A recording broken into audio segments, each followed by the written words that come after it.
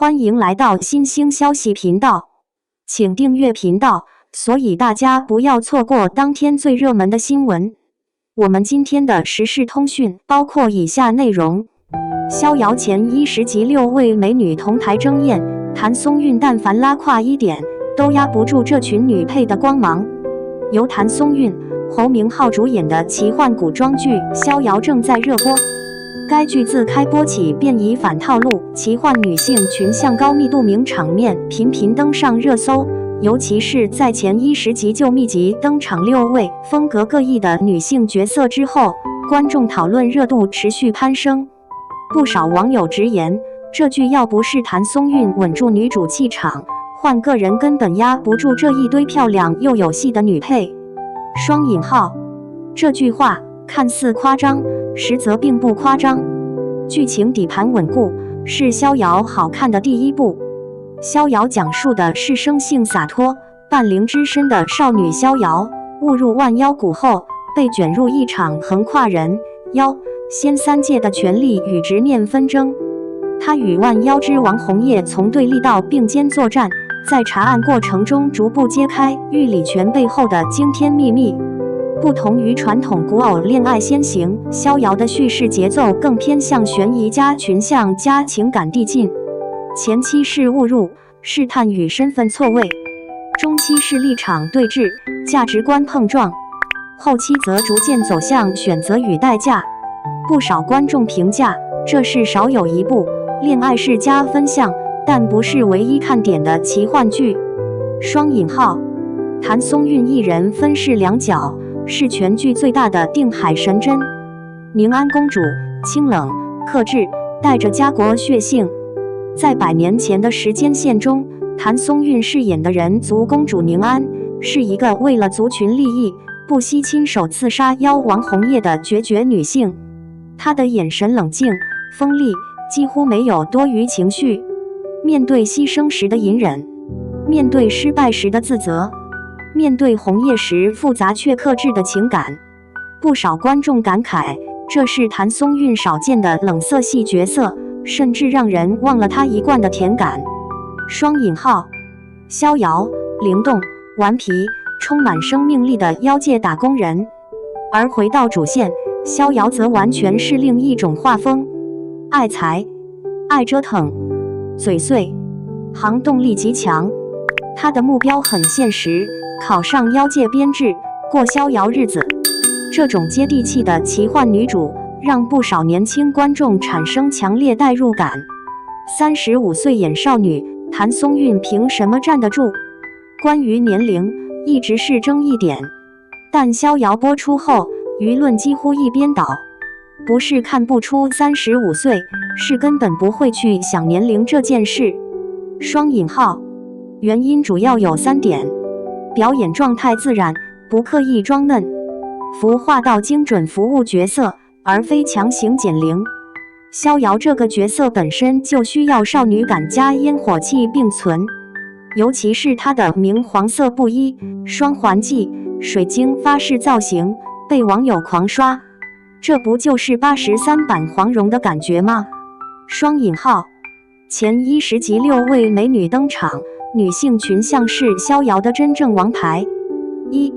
趙麗穎，歲夢仙君，短短幾分鐘掀翻熱度池。趙麗穎特別出演的歲夢仙君，堪稱現象級客串。白衣出場，仙氣破碎，眼神冷冽，僅用幾分鐘便完成角色立體塑造。她表面濟世，內裡卻操控3界風雲，因被人類背叛而生執念，複雜又危險。網友熱評：她一出來，整個畫面質感都變了。雙引號，古裝真的還是趙麗穎的舒適區。雙引號，從花千骨的小骨，到知否應是綠肥紅瘦的明蘭，再到與鳳航的沈黎，她的古裝角色早已形成記憶體系。2. 張小婉，大麗花妖，是笑點也是淚點。張小婉飾演的大麗，是萬妖谷中尚未完全修行的小花妖，她法術不強，卻情感豐沛，對朋友100%信任，對世界充滿好奇。面對離別時的無力感極具殺傷力。很多觀眾表示，原本是來看他搞笑，結果被他哭戲擊中。3. 王紫薇、允藝把失明少女演出了靈魂。王紫薇飾演的瓊華派千金允藝，天生眼盲，卻心境澄澈。她的表演重點不在看不見，而在如何感知世界。網友評價，她不是在演眼盲，是在演不被定義的脆弱。4. 李倩、金夫人2場戲直接封神。李倩的登場讓不少老劇迷瞬間淚目。從《武林外史》的小泥巴到如今的金夫人，她的氣質沉澱令人唏噓。金夫人身上集合了母性、偏執、悲憫、權力慾，短短2場戲卻極具層次。5. 黃家靖、翩翩溫柔外殼下的暗湧。黃家靖飾演的翩翩是歲夢的徒弟，也是隱藏最深的角色之一。他溫柔克制，卻在關鍵時刻毫不手軟。不少觀眾後知後覺，原來他才是男二真正的情感歸屬。對比之下，更能看出譚松韻的穩。當6位女性角色同台，有頂級流量，有老戲骨，有新生代，有喜劇擔當。譚松韻作為女主，沒有被任何人壓過風頭，不是因為她最美，而是因為角色完整，表演有層次，情緒有遞進。網友總結得很精闢，她不是最亮的那盞燈，但是整條街的電源。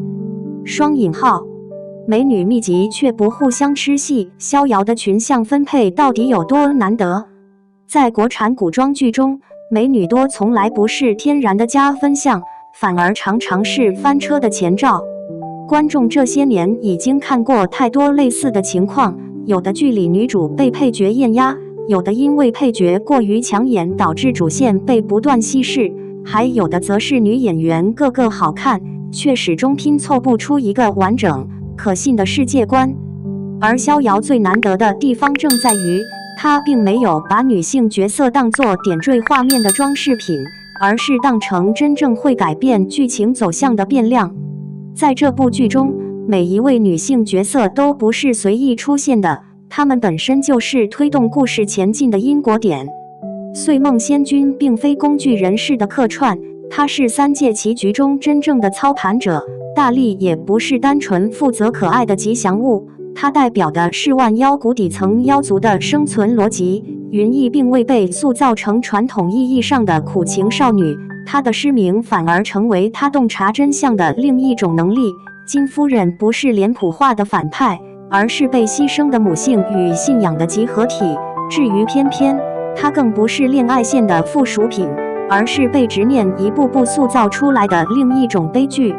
正因為這些角色本身足夠成立，他們才不會與逍遙形成爭奪注意力的關係，而是共同構成了逍遙成長的環境與坐標系。正如不少網友評價的那樣，這些女配不是來搶女主光的，而是來照亮女主前行路徑的。如果換一個女主，逍遙會變成什麼樣？這是彈幕區和論壇裡被反覆提及的問題。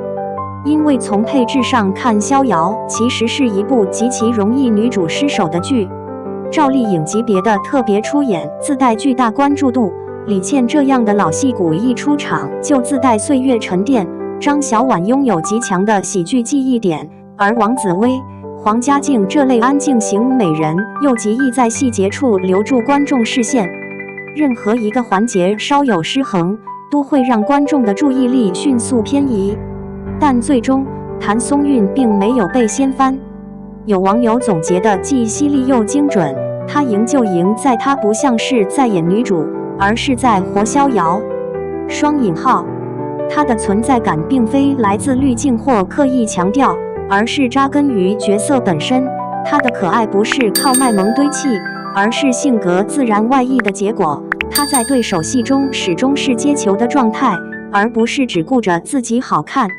也正因如此，才有觀眾直言不諱地表示，逍遙要是換成那種端着演天真的女演員，這部劇早就被罵油了。雙引號，關於35歲少女感的爭議，其實已經過時了。逍遙播出之後，關於譚松韻年齡的討論反而迅速降溫。原因並不複雜，觀眾並不糊塗。大家真正反感的，從來不是年齡本身，而是假眼用力過猛。而譚松韻恰恰避開了所有這些雷區。她的少女感並不來自刻意的表情管理，而是源於身體動作的鬆弛、情緒反饋的及時，以及對角色心理邏輯的精準把握。她沒有頻繁嘟嘴，也不靠瞪眼制造天真，更不會用刻意撒嬌來強調年齡感。